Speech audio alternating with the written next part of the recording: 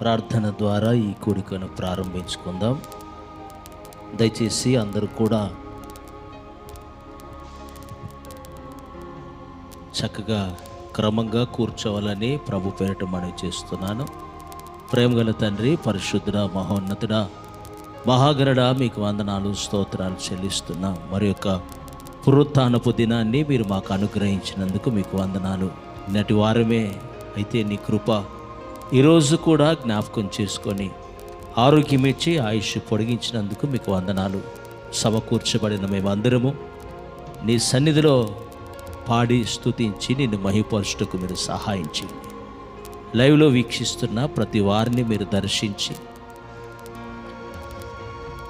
ప్రతి అవసరతలు తీర్చి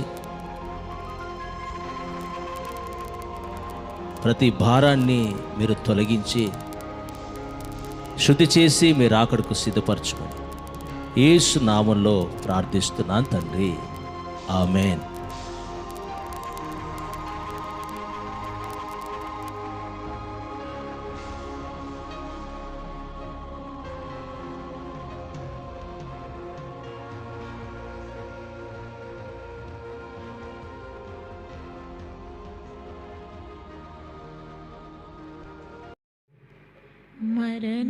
మరణమునేమి చేయలేదు, పరిస్థితి నన్నేమి చేయగలదు. మరణమునేమి చేయలేదు, పరిస్థితి నన్నేమి చేయగలదు. నీ కృప సమృద్ధిగా నాపై నిలిపి తోడయ్యున్నావు. నీ కృప సమృద్ధిగా నాపై నిలిపి తోడయ్యున్నావు. మరణమునన్నేమి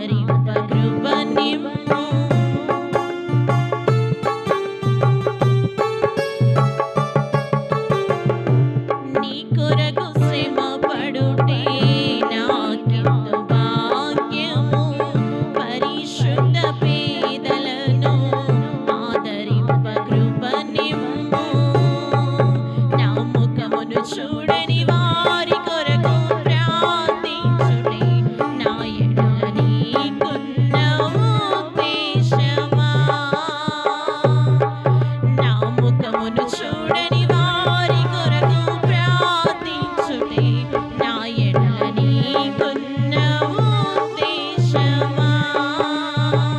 మరణము నన్నేమీ చేయలేదు, పరిస్థితి నన్నేమీ చేయగలదు. మరణము నన్నేమీ చేయలేదు, పరిస్థితి నన్నేమీ చేయగలదు.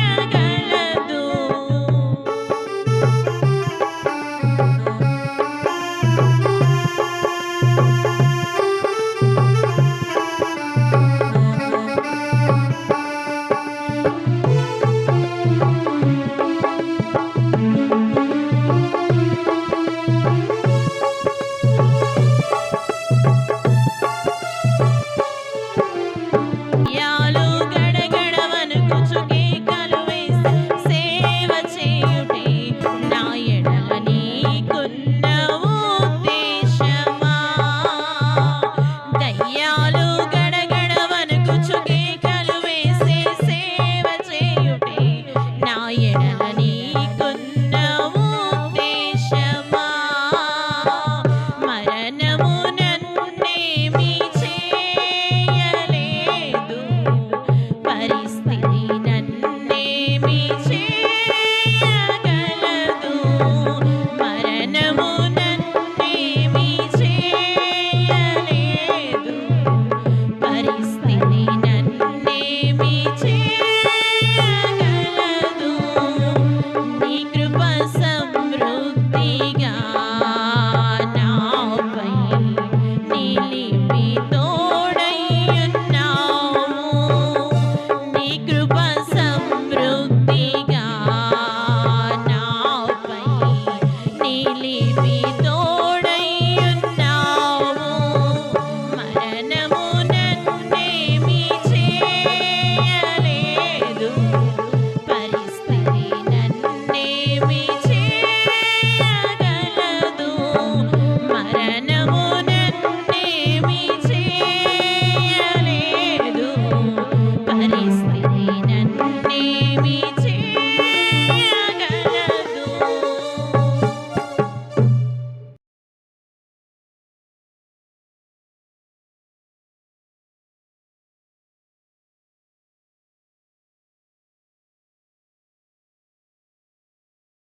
నీ ప్రేమకు నేను, నీ ప్రేమకు నేను పాత్రుడను కాలేనయ్యా. నీ కృపకు నేను అర్హుడను కాలేనయ్యా, అర్హుడను కాలేనయ్యా.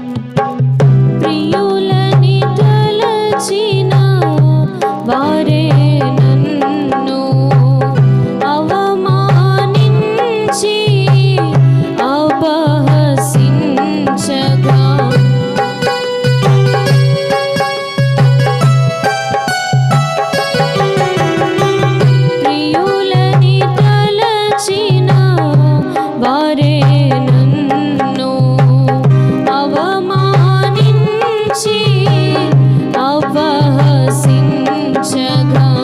తండ్రిగా నీవు ఆదరించితివే.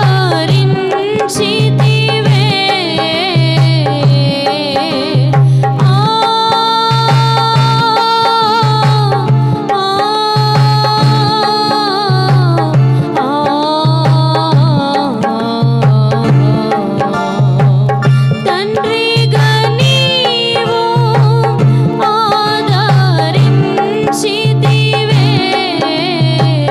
నీ కౌగిలిలో చేర్చుకొంటివే. నీ కౌగిలిలో చేర్చుకొంటివే. నీ ప్రేమకు నేను పాత్రుడను కాలేనయ్యా.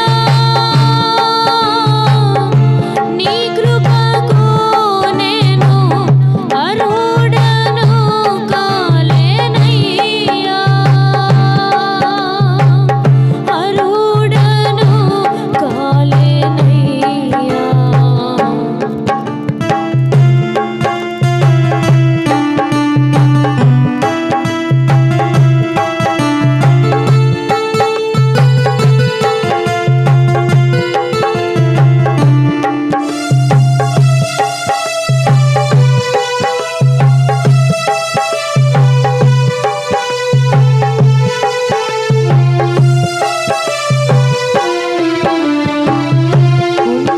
ఉన్నతమైన సేవాభారం మోపితివిగా నాపై దేవా.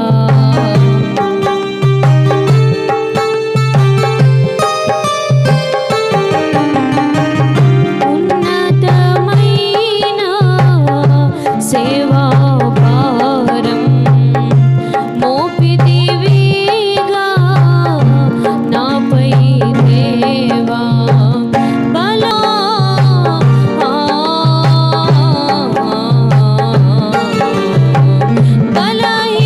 బలహీనుడనైనా నన్ను నీవు బలపరచుము నీ అభిషేకముతో. బలపరచుము నీ అభిషేకముతో. బలపరచవా.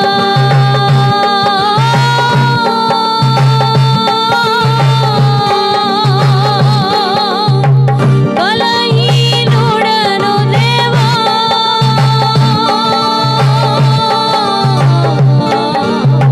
బలపరచుము.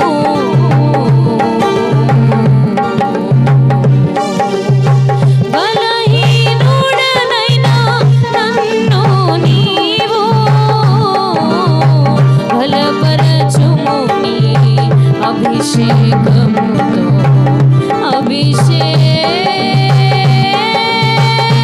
అభిషేకమా. అభిషేకమా.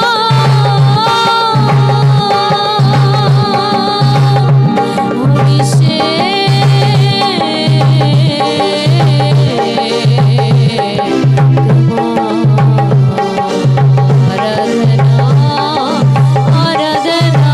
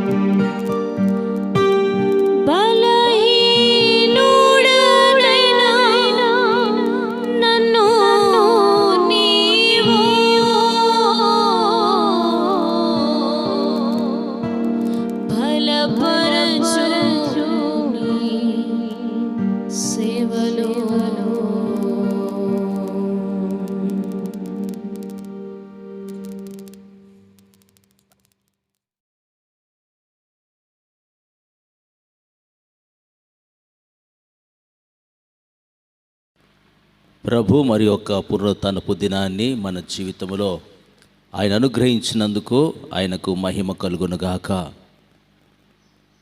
దేవుని వాక్యాన్ని చదువుకుందాం. నిర్గమ కాండము 34వ అధ్యాయము 5-6 వచనాలు. మేఘములో యెహోవా దిగి అక్కడ అతనితో నిలిచి యెహోవా అను నామమును ప్రకటించెను.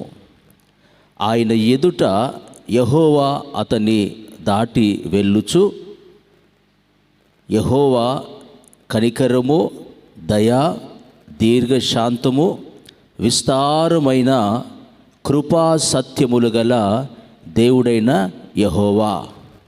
దేవుని ప్రియులారా, ప్రభు మొట్టమొదటిసారి తన సేవకుడైన మోషేను పర్వత అనుభవానికి తీసుకొని వెళ్ళి తన నామాన్ని అక్కడ మోషేకు తెలియపరిచినట్లుగా చూస్తూ ఉన్నాం. ఆయన నామము అనగా ఆయన స్వభావము. ఆయన స్వభావాన్ని మోషేకు ప్రకటిస్తూ ఆయన చెప్పిన మాట ఏంటంటే, మొట్టమొదటి మాట కనికరము. దేవుని స్వభావంలో మొట్టమొదటి స్వభావము ఏంటి అంటే కనికరము గల దేవుడు. అవును ప్రియులారా, మనం ఆరాధించే దేవుడు కఠినాత్ముడు కాదు, కానీ కనికరము కలిగిన దేవుడు అని వాక్యంలో రాయబడి ఉంది. మన జీవితాలలో కూడా ఆయన కనికరము గల దేవుడిగా ఉండి ఎన్నో ఆశ్చర్యాలు, అద్భుతాలు జరిగిస్తూ ఆపదలు, గండాలు, వ్యాధులు తప్పిస్తూ నేటి వరకు ఆయన కనికరమే మనల్ని నిలబెట్టింది. అయితే ప్రియులారా, అంత కనికర స్వభావము కలిగిన ఆ దేవుడు భూలోకంలో సంచరిస్తూ ఉన్నప్పుడు వ్యాధిగ్రస్తులను చూసినప్పుడు కనికరపడ్డాడు, వారిని స్వస్థపరిచాడు. ఆకలి దప్పుల మధ్యలో ఉన్న వారి మీద కనికరపడ్డాడు, వారి ఆకలిని తీర్చాడు. దయ్యము శక్తుల చేత పీడించబడుతున్న వారిని చూసి కనికరపడ్డాడు, వారికి విడుదలను అనుగ్రహించాడు. నా ప్రశ్న, నేటి దినాలలో జరుగుతున్నటువంటి ఈ మరణ కాండను చూసి ప్రజలు కన్నీరు మున్నీరుగా గుండెలు బాదుకుంటూ ప్రభు కనికరం కొరకు ఏడుస్తూ ఉన్నప్పుడు ఎందుకు ఆయన కనికరించట్లేదు? ఒక శాశ్వత పరిష్కారం ఈ మానవాళికి కావాలి అంటే ఆ యేసయ్య కనికరం మాత్రమే. 2000 సంవత్సరాల క్రితం లోకమంతా కూడా ఏ భేదము లేక, చిన్న పెద్ద కుల ధన వర్గాలు లేక అందరూ పాపము చేసి శాపాన్ని అనుభవిస్తూ మరణానికి వెళ్తున్నటువంటి నశించిపోతున్న మానవాళి బాగుపడుట కొరకై, నశించిపోతున్న ఆ ప్రజలను రక్షించుట కొరకై కనికరము గల దేవుడు ఈ లోకానికి వచ్చి పాపములో నుండి విమోచించినట్లుగా మనము ఎరుగుదుము. కనుక ఈరోజు జరుగుతున్న ఈ పరిస్థితుల మధ్యలో కూడా ఎవరు ఎన్ని రకాల ప్రయత్నాలు చేసినా అది తాత్కాలికమైన ఉపశయం మాత్రమే. కానీ ప్రపంచానికి ఈ పరిస్థితిలో స్వస్థత, ఆరోగ్యము, నెమ్మది, సమాధానం కలగాలంటే మరలా 2000 సంవత్సరాల క్రితం ఆయన కనికరపడి తన కల్వారి శిలువ రక్తము ద్వారా ఎలాగైతే విమోచించాడో, ఈ దినాలలో కూడా మరలా ఆ యేసయ్య కనికర పడితే తప్ప ఈ పరిస్థితులు మారవన్నది సత్యం. కనుక దేవుని బిడ్డలారా, మనము ఆయన కనికరాన్ని ఈ భూమిపైకి తేగలిగితే, ఆయన ముఖము మన వైపు త్రిప్పేటట్లుగా మనము కనుక చేయగలిగితే, క్షణాలలో ఈ బీభత్సమంతా సద్దుమణిగిపోతుందని వాక్యం ద్వారా మనం తెలుసుకుంటూ ఉన్నాం. దేవుని ప్రియులారా, కేవలము యేసయ్య కనికరము మాత్రమే ఈ లోకానికి నెమ్మది ఇవ్వగలదు. యేసయ్య కనికరం మాత్రమే లోకానికి ఆరోగ్యం ఇవ్వగలదు. యేసయ్య కనికరం మాత్రమే ఈ లోకానికి విడుదలను ఇవ్వగలదు. నా మదిలో ఒక ఆలోచన, ఒక ప్రశ్న. ఇన్ని వేల మంది ప్రజలు దేవుణ్ణి ఆరాధిస్తూ ఉపవాసం ఉంటూ కన్నీరు కారుస్తూ గోజాడుతూ ఉన్నారు కదా, మరి ప్రభువుకి ఎందుకు కనికరం రావట్లేదు? ఆయన కనికరం గల దేవుడే కదా. ఆయన స్వభావములో మొట్టమొదటి క్యారెక్టర్ కనికరము అని ప్రభువే స్వయంగా తెలియపరిచాడు కదా. ఎందుకు ఆయన సైలెంట్గా ఉన్నాడు ఈ పరిస్థితిలో అన్న ఆలోచన నాకు కలిగినప్పుడు వాక్యంలో చూస్తే దేవుని బిడ్డలారా, తన ప్రజలు తనకు కోపాన్ని రేపినప్పుడు తాను మౌనంగా ఉన్నట్లుగా అనేక లేఖనాల్లో గ్రహించగలుగుతూ ఉన్నాం.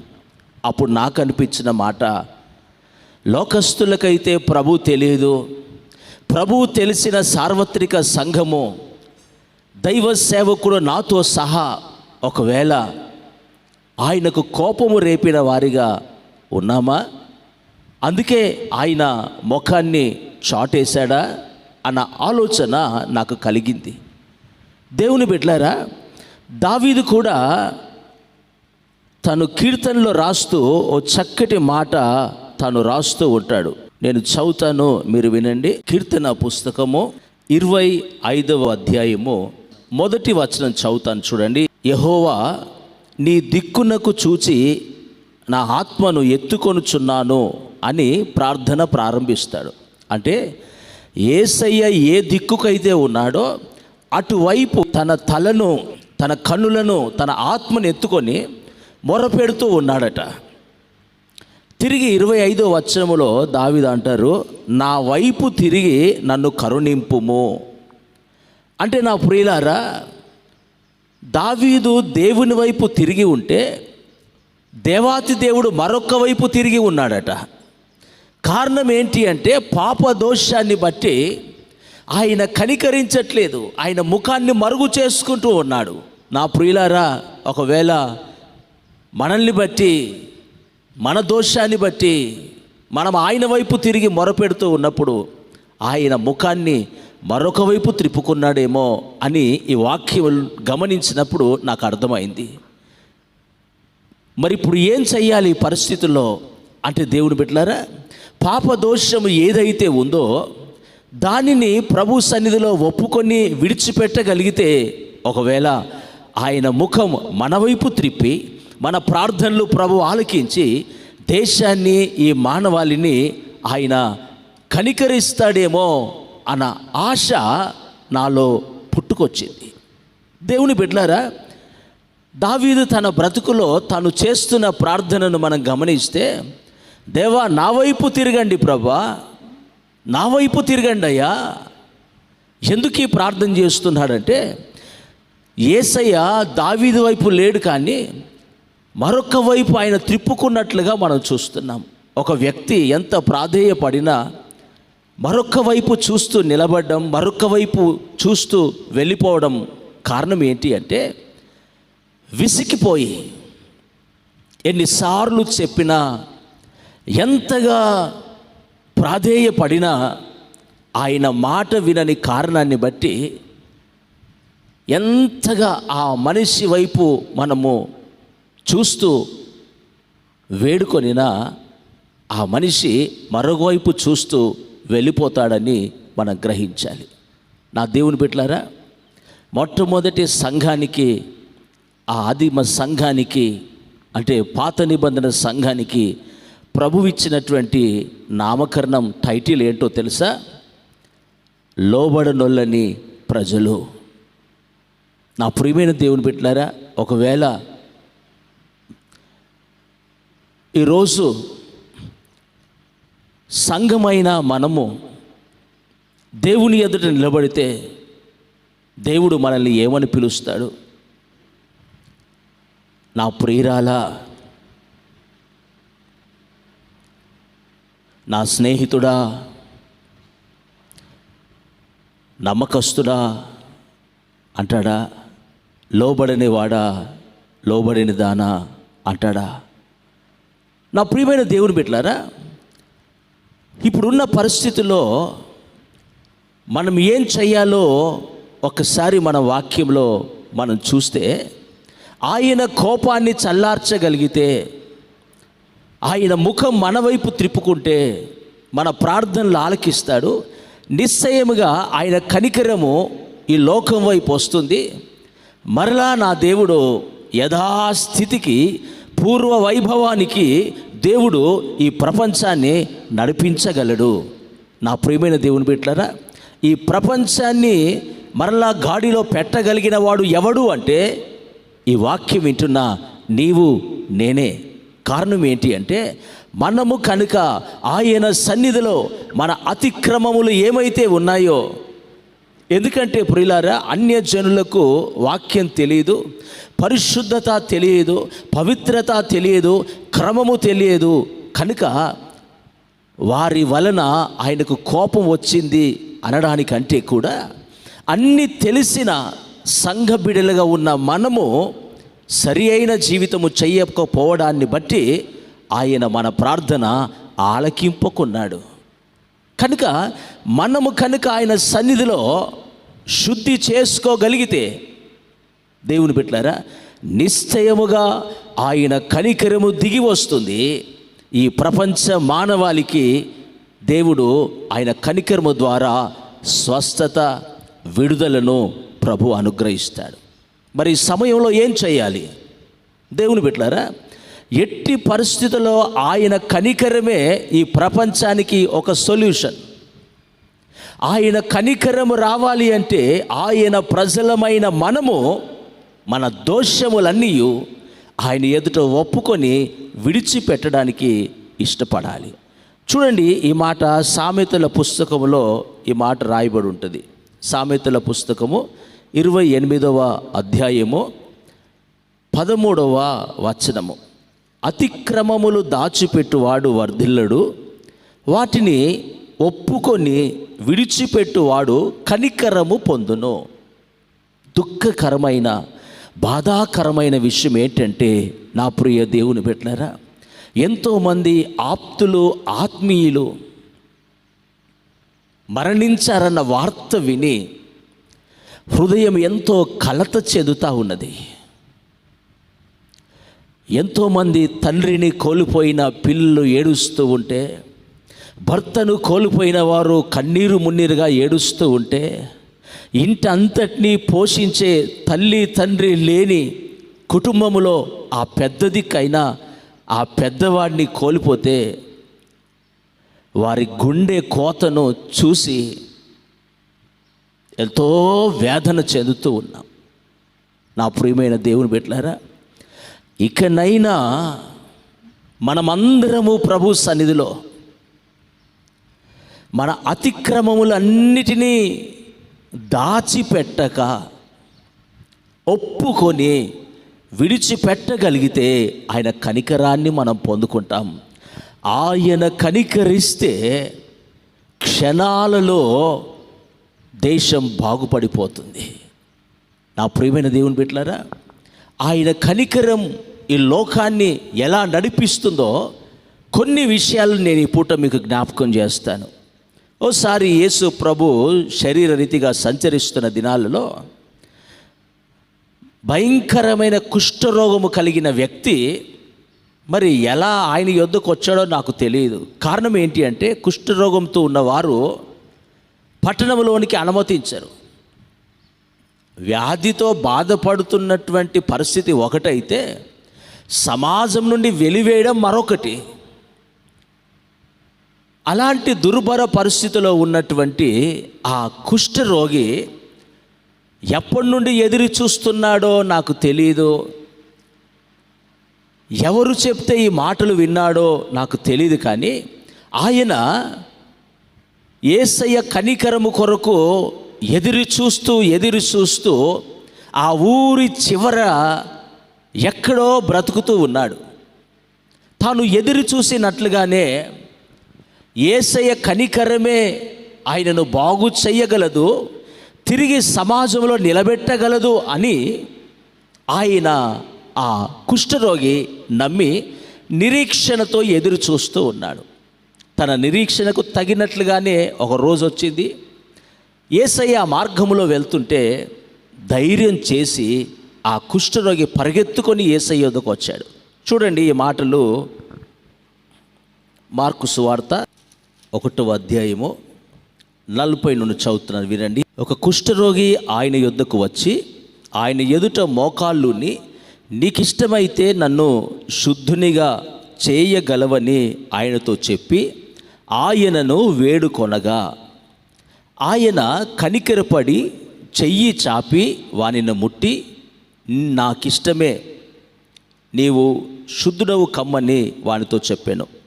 వెంటనే కుష్ఠరోగము వానిని విడిచెను గనుక వాడు శుద్ధుడాయను. నా ప్రియమైన దేవుని బిడ్డలారా, సమాజానికి దూరంగా ఉంటూ వెలివేయబడిన అనుభవములో ఉంటూ భయంకరమైన వ్యాధి, కుష్టు వ్యాధి, ఇప్పుడు వచ్చే రోగాలన్నీ కూడా వెంటనే చనిపోతారేమో, కానీ ఈ కుష్టు వ్యాధి రోజు రోజు దినదినము ఒక్కొక్క అవయవాన్ని తినేస్తూ జీవోత్సవంలో మార్చేది. ఇంత భయంకరమైన వ్యాధిలో ఉన్న వ్యక్తి ప్రభు యొద్దకు వచ్చి, ప్రభా నన్ను కనికరించు అనగానే వాక్యం అంటుంది, ఆయన కనికరపడి, నాకిష్టమే నీవు శుద్ధుడివి కావడం, నాకిష్టమే నువ్వు బాగుపడడం, నాకిష్టమే నువ్వు స్వస్థత పొందడం అని చెప్పి వెంటనే తన చేతిని ఆయన తల మీద పెట్టినట్లుగా వాక్యంలో మనం చూస్తూ ఉన్నాం. నా ప్రియమైన దేవుని బిడ్డలారా, మనం ఆరాధించే దేవుడు ఎవరో తెలుసా?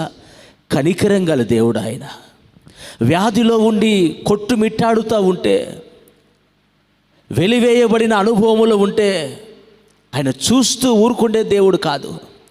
ఆయన వెనువెంటనే ముట్టి కనికరపడి స్వస్థపరిచిన దేవుడు. ప్రియులారా, మరి ఇప్పుడు ఏమైంది ఆయనకు? ఎందుకు ఆయన జాలి పడట్లేదు? ఎందుకు కనికరించట్లేదు? ఎందుకు మన వైపు తిరగట్లేదు? నేను అంటాను, మన దోష శిక్ష, మన దోషమే దీనికి కారణమేమో, మన అతిక్రమమే దీనికి కారణమేమో. దీనికి పరిష్కారం ఎక్కడ ఉంది అంటే, నా ప్రియమైన దేవుని బిడ్డలారా, మనలోనే ఉంది.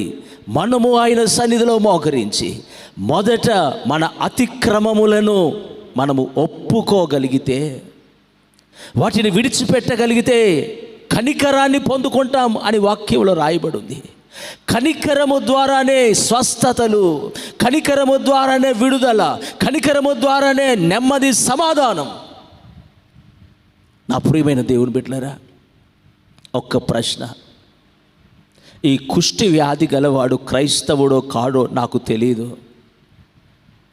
మందిరానికి వెళ్ళేవాడో కాదో నాకు తెలియదు, బాప్తిసం తీసుకున్నాడో లేదో నాకు తెలియదు, కానీ యేసయ్య యొద్దకు వచ్చి, ప్రభా నీకిష్టమైతే నన్ను బాగు చేయగలవయ్యా అన్న మరుక్షణమే ఆయన కనికరించి బాగు చేశాడు కదా. దేవుని మందిరానికి వెళ్తూ, ప్రభు బలలో చేయి వేస్తూ, సేవకులతో సహకారంగా ఉంటూ, ఉపవాసాలుంటూ, జాగరణ చేస్తూ, కన్నీరు మున్నీరుగా ఏడుస్తూ ఉన్నా ఎందుకు ఆయన కనికరించట్లేదు? ఎందుకు ఆయన కనికరం దిగి రావట్లేదు? నేను అంటాను, మన అతిక్రమములే దానికి కారణమేమో, మన యొక్క దోషమే అడ్డుగా వస్తుందేమో.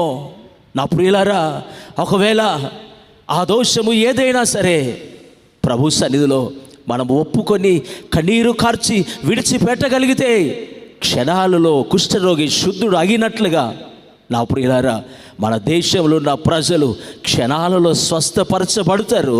నెమ్మది సమాధానముతో మరలా పూర్వ వైభవంలోనికి మానవాళి, ఈ ప్రపంచము రాగలుగుతుంది. ఇది క్రీస్తు ద్వారానే ఇది సాధ్యము. దేవుని బిడ్డలారా, మరొక విషయాన్ని నేను జ్ఞాపకం చేస్తాను. చూడండి, చాలాసార్లు ఈ మాటలు మనం చదువుకున్నాం. త్రోవ ప్రక్కనున్న గుడ్డివారు కేకలు వేస్తూ ఉన్న సందర్భం. మత్తయి సువార్త 20వ అధ్యాయము 29వ వచనం నుండి నేను చదువుతాను చూడండి. వారు యెరికో నుండి బయలు వెళ్ళుచుండగా బహుజన సమూహము ఆయన వెంట వెళ్ళెను. ఇదిగో త్రోవ పక్కన కూర్చున్న 2 గుడ్డివారు యేసు ఆ మార్గమున వెళ్ళుచున్నాడని విని, ప్రభువా, దావీదు కుమారుడా, మమ్ము కరుణించుమని కేకలు వేసిరి. ఊరకుండునని జనులు వారిని గద్దించిరి గాని వారు, ప్రభువా, దావీదు కుమారుడా, మమ్ము కరుణింపని మరి బిగ్గరగా కేక వేసిరి. యేసు నిలిచి వారిని పిలిచి, నేను మీకేమి చేయగోరుచున్నారని అడగగా వారు, ప్రభువా, మా కన్నులు తెరవవలననిరి. కాబట్టి యేసు కనికరపడి వారి కన్నులు ముట్టెను. వెంటనే వారు దృష్టి పొంది ఆయన వెంట వెళ్ళిరి. ప్రియులారా, మన దేవుని యొక్క స్వభావము కనికరము గల స్వభావం. కనికరం గల దేవుడు సంచరిస్తూ ఉన్నప్పుడు గ్రుడ్డివారు రోడ్డు ప్రక్కన ఉండి కేకలు వేస్తూ ఉంటే వారిని కనికరించట, వెంటనే వారిని స్వస్థపరిచినట్లుగా మనం చూస్తూ ఉన్నాం. వెంటనే వారు బాగుపడి ఆయన వెంట వెళ్ళిరి. 2 సంవత్సరాల నుండి దాదాపుగా సంవత్సరము దాటిపోయింది. 2 సంవత్సరాలు కావస్తూ ఉంది. కేకలు వేస్తూ ఉన్నాం, మొర పెడుతూ ఉన్నాం,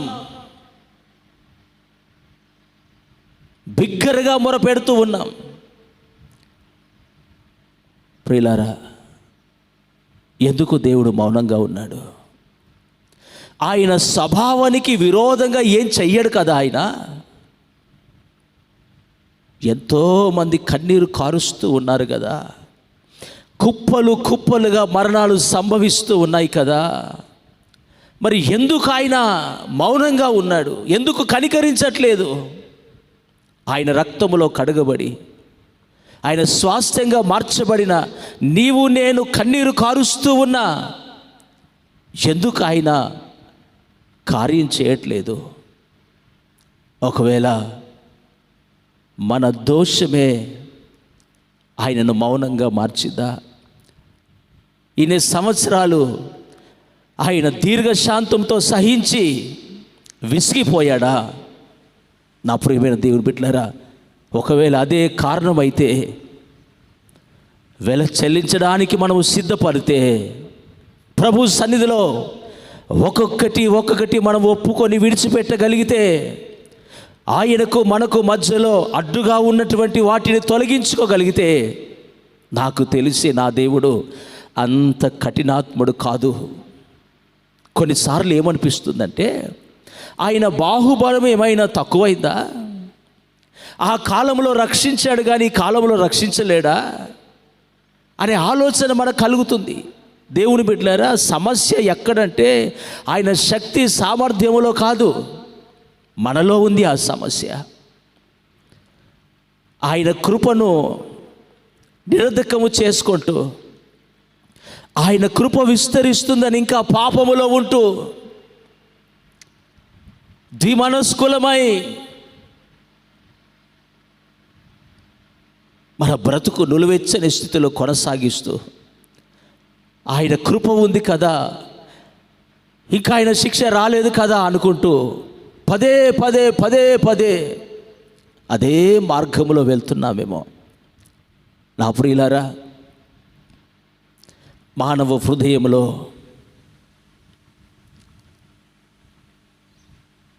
రెండు ఉంటాయి. ఒకటి ఆయన శిలువ, మరొకటి ఒక సింహాసనం. యేసు ప్రభు మన హృదయంలో సింహాసనం మీద కూర్చున్నాడా, శిలువ మీద ఉన్నాడా? ప్రియమైన దేవుని బిడ్డలారా, అనేక సార్లు నా జీవితంలో సింహాసనం మీద నేను కూర్చొని యేసయ్యను సిలువకి ఎక్కించిన దినాలు నా జ్ఞాపకం ఉన్నాయి. వాక్యం ఏంటినా, ఓ మనుషుడా, నీ హృదయంలో యేసయ్య సింహాసనం మీద ఉన్నాడా, లేదా నీవు సింహాసనం మీద కూర్చొని నీ హృదయాన్ని నీకు ఇష్టం వచ్చినట్లుగా నడిపిస్తూ నీ బ్రతుకును ఇష్టం వచ్చినట్టుగా లీడ్ చేస్తూ ప్రతి క్షణం ఆయన సిలువ వేస్తున్నావా? ఒకవేళ అలాంటి పరిస్థితిలో కనుక నీవు నేను ఉన్నట్లయితే ఆయన పాదాలు పట్టుకొని బ్రతిమిలాడి హృదయములో సింహాసనం మీద ఆయన కూర్చోబెట్టగలిగితే ఆయన పరిపాలన కింద ఆయన పరిపాలనలో నెమ్మది, సమాధానము, శాంతి, ఆరోగ్యము కలుగుతుంది. నా దేవుని బిడ్డలారా, చాలాసార్లు దేవుని బిడ్డలారా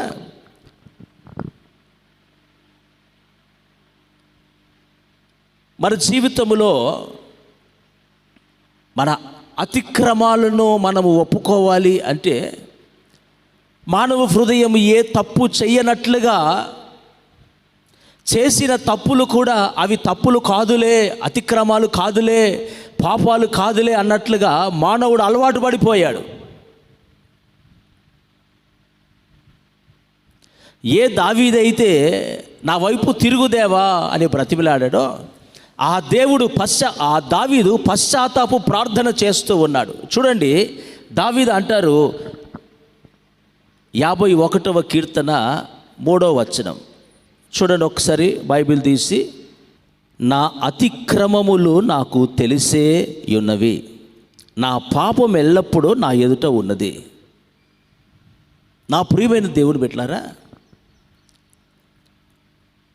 దావీదు దేవుని వైపు తిరిగి మొరపెడుతూ ఉంటే దేవుడు మరొక దిక్కు చూస్తున్నట్లుగా దావీదు గ్రహించిన వాడై తన కీర్తనలో ప్రతి చోట కూడా పశ్చాత్తాప పడుతూ తన స్థితిని తాను ప్రభు ఎదుట పెడుతూ ఒప్పుకుంటూ కన్నీరు కారుస్తున్నట్లుగా మనం చూస్తూ ఉంటాం.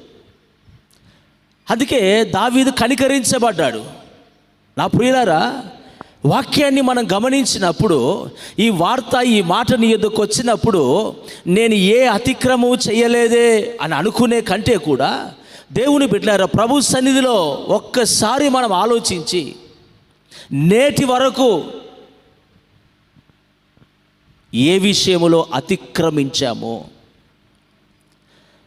ఏ పాపాలు చేస్తూ దేవుణ్ణి సిలువ వేస్తూ ఉన్నామో, మారు మనస్సు పొందిన, బాప్తిస్మమే తీసుకున్న, సంఘములో సభ్యులుగానే మార్చబడిన, ఎన్నో విషయాలు తప్పిపోతూ ఉన్న పరిస్థితులను మనము జ్ఞాపకం చేసుకోగలిగితే దావీదు అన్నట్లు ఎవరి అతిక్రమాలు వారు తెలుసుకోవాలి. మొదట పిల్లి పాలు దాగి ఎవరు చూడట్లే అన్నట్లుగా వెళ్ళిపోయిందట కళ్ళు మూసుకొని. ఈరోజు దేవుని బిడ్డలారా, అనేక మంది జీవితాల్లో కూడా ఇలాంటి అనుభవమే. వారు కళ్ళు మూసుకొని పిల్లి పాలు తాగినట్లు తాగి నేనేం చేయట్లేదు, ఎవరు చూడట్లేదు అని వెళ్ళిపోయిన పరిస్థితిలో మనం గమనిస్తాం. ఈరోజు ఎవరి అతిక్రమాలు వారికి గుర్తుకు వస్తే, జ్ఞాప్తి తెచ్చుకుంటే ఆ పాపాలు కళ్ళెదుట కనబడతాయి. మరొక్కసారి ఆయన సన్నిధిలో వాటన్నిటినీ ఒకటిగా ఒప్పుకొని వాటిని విడిచిపెట్టగలిగితే కనికరాన్ని మనం పొందుకుంటాం. బిడ్డలారా, ఆయన కనికరాన్ని మనం పొందుకుంటే ఆయన కనికరమే, నా ప్రియమైన దేవుని బిడ్డలారా, ఈ లోకాన్ని స్వస్థపరచగలదు, ఈ ప్రపంచ మానవాళికి ఆరోగ్యం ఇవ్వగలదు, శాంతి సమాధానం ఇవ్వగలదు. ఇప్పుడు చెప్పండి, లోకానికి పరిష్కారం ఎవరి దగ్గర ఉందో తెలుసా? ఒక క్రైస్తవుని దగ్గర ఉంది, ఒక విశ్వాసి దగ్గర ఉంది. ఏం చేయాలి? ఈరోజు ప్రార్థన కంటే ముందు ఆ దోషము ఒప్పుకోవాలి. నా ప్రియమైన దేవుని బిడ్డలారా, ఈ లోకములో బ్రతుకుతున్న ప్రతి విశ్వాసి కూడా, ప్రతి క్రైస్తవుని మీద కూడా దోషం ఉన్నట్లుగా లేఖనాల ద్వారా మనం తెలుసుకోగలుగుతున్నాం. ప్రభు ఆది కాండం నుండి ప్రకటన గ్రంథం వరకు ఎక్కడ చూసినా తన ప్రజలు ఎప్పుడైతే పాప దోషులుగా మార్చబడ్డారో, దైవజనులు ప్రవక్తలు ప్రవచించి హెచ్చరించినప్పుడు వినలేకుండా వెళ్ళిపోయారో, ప్రభు సైలెంట్ అయిపోయాడు. వారి గురించి పట్టించుకోవడం ప్రభు ఆగిపోయాడు. బహుశా ఈ దినాలు కూడా ఆ దినాలేమో. విరివిగా సువార్త ప్రకటించబడింది. ఎంతోమంది అపోస్తులు వాక్యం ప్రకటించారు, ఎంతోమంది గద్దించారు, ఎంతోమంది ప్రార్థించారు.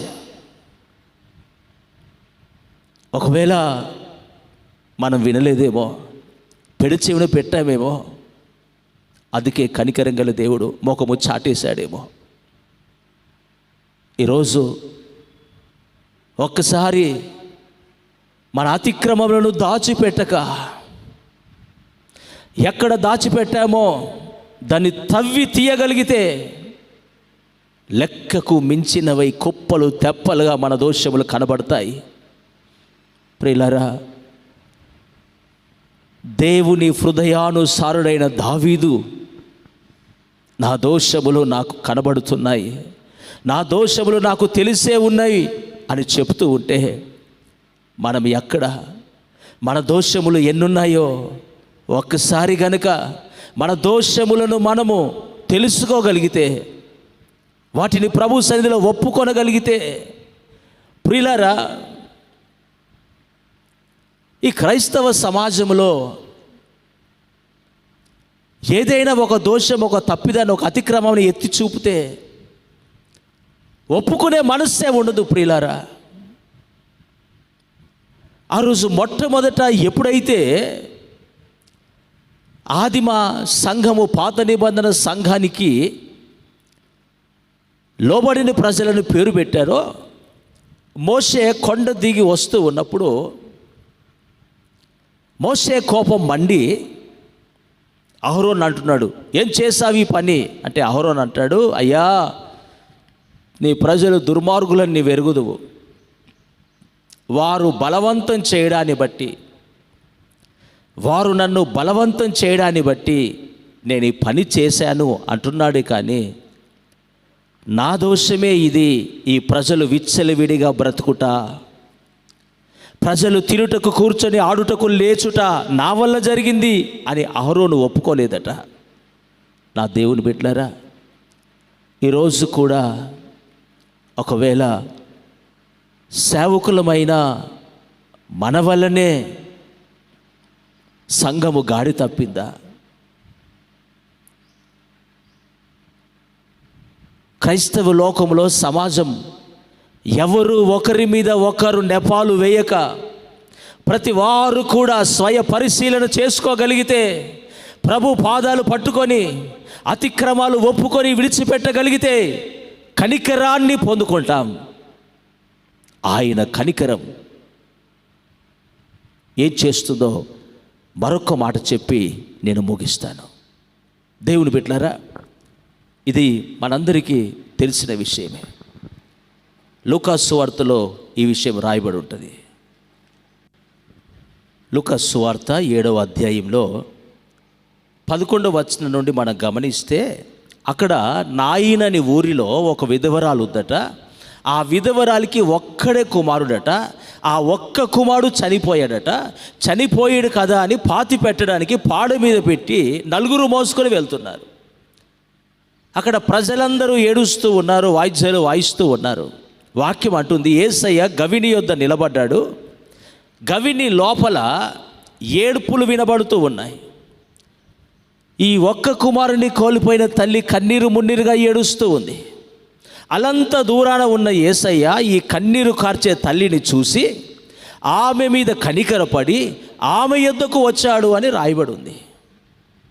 దేవుని బిడ్డలారా, కనికరపడ్డ దేవుడు ఆమె యొద్దకు వచ్చి ఏం చేశాడంటే, పాడెను ముట్టి కొడుకుని మరలా బాగు చేసి చనిపోయిన వాడిని లేపి తల్లికి అప్పగించి ప్రభు వెళ్ళిపోయాడు. దేవుని బిడ్డలారా, ఆమె కూడా యేసు ప్రభుని నమ్మిందో లేదో నాకు తెలియదు. ఆమె ఏ కులస్తురాలో ఏ మతస్థురాలో నాకు తెలియదు. ఆమె ఏడుస్తూ ఉంటే ప్రభు ఆమె కన్నీరును చూసి కనికరపడ్డాడు. కనికరపడ్డ దేవుడు ఏం చేశాడు? సర్వశక్తి కలిగిన దేవుడు కదా ఆయన కనికరం ఒక మానవుని పైకి దిగి వస్తే చనిపోయినటువంటి ఆ యవనస్తుని లేపగలిగింది ఆయన శక్తి. ఆ తల్లి కన్నీరు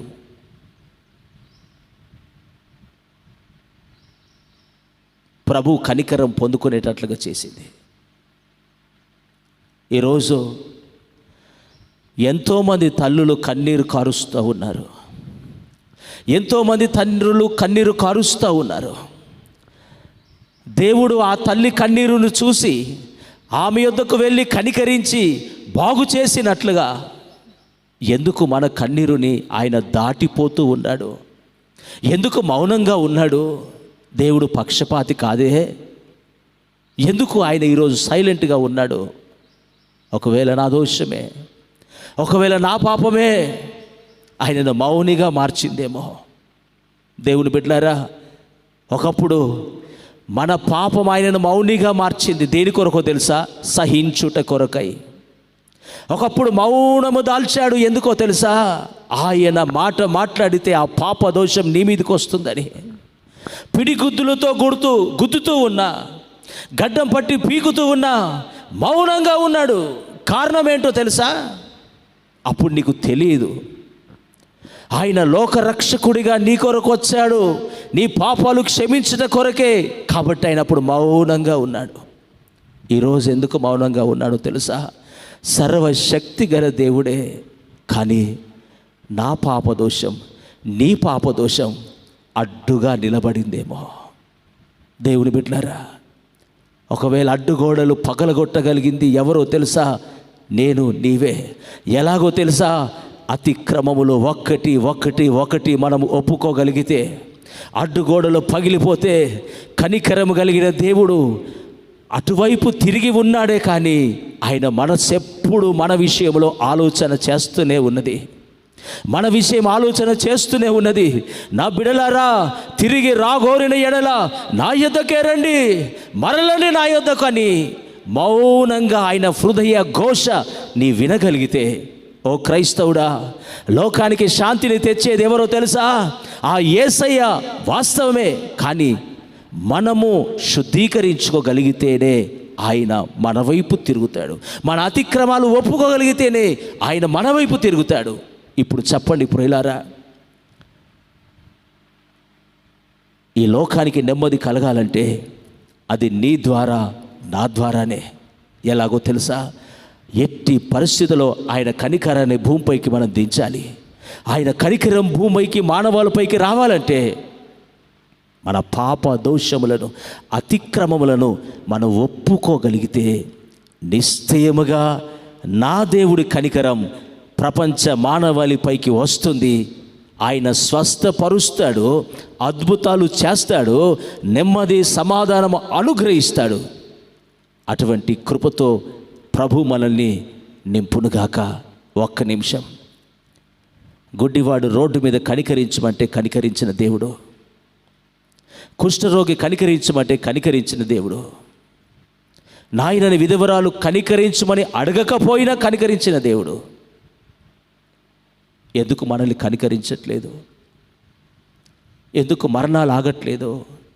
ఆప్తులు, ఆత్మీయులు ఎందరో చనిపోతున్నారు. కారణం ఏంటి? కారణం నీవే, కారణము నేనే.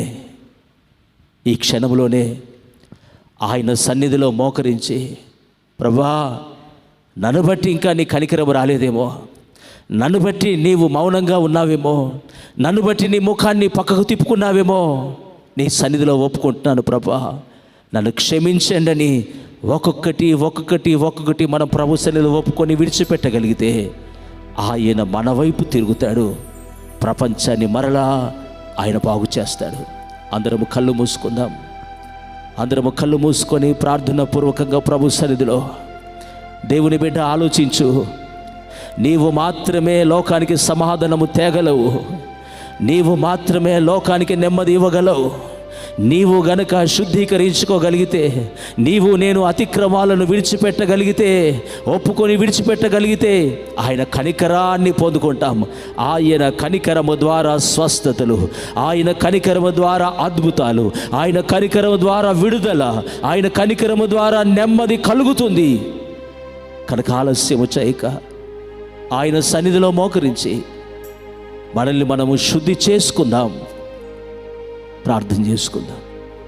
ప్రేమగల తండ్రి, పరిశుద్ధుడా, మహోన్నతుడా, మీకు వందనాలు, స్తోత్రాలు. తండ్రి, కనికరం గల దేవుడవు, ఇంకా లోకంపైకి నీ కనికరం రాలేదయ్యా. నీ కనికరం ఉంటే ఈ ప్రపంచ మానవాళి ఈ పరిస్థితిలో ఉండరు ప్రభా. ఒకవేళ మా పాపదోషాన్ని బట్టి నీ విసిగిపోయి మౌనంగా ఉన్నావేమో ప్రభా, నీ ఎదుట ఒప్పుకుంటున్నాము నాయనా. నీ పాద చెంత చేరి మా మా అతిక్రమాలు ఒప్పుకుంటున్నాం ప్రభా. మమ్మలను క్షమించి ఈ దోషము నాదని ఎంచి నా దేశాన్ని, నా రాష్ట్రాన్ని, నా ప్రజలను మీరు కనికరించమని ప్రార్థిస్తున్నాను ప్రభా. ఎక్కడో ఉన్న కుష్ఠరోగి కనికరించమంటే నీవు కనికరించిన దేవుడవయ్యా. గుడ్డివారు రోడ్డు మీద ఉండి కనికరించమంటే కనికరించిన దేవుడవు ప్రభా.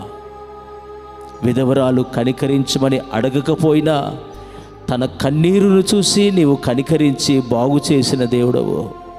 నీ స్వరక్తమిచ్చి సంపాదించిన బిడ్డలమయ్యా. పొరపాట్లు జరిగినాయి తండ్రి, అతిక్రమించాము, పాపము చేసి దోషిగా నీ సన్నిధిలో నిలబడ్డాము. ఒక్కసారి మమ్మల్ని శుద్ధి చేసి, ఒక్కసారి హిసోపుతో మమ్మలను కడిగి, ఒక్కసారి నీ రక్తముతో కడిగి ప్రభా, ఒక్కసారి మమ్మలను కడిగి నీ కనికరము రానియండి. మమ్ములను బట్టి లోకముకు శాపము రావద్దు ప్రభా. మమ్ములను బట్టి ప్రజలు మరణించొద్దు ప్రభు. ఒకసారి మీరు మానవాళ్ళని జ్ఞాపకం చేసుకొని మమ్మల్ని శుద్ధి చేసి వారికి స్వస్థత దయచేయమని ఘనత, మహిమ, ప్రభావాలు మీకు ఆరోపిస్తూ యేసు నామంలో ప్రార్థిస్తున్నాను తండ్రి. ఆమేన్.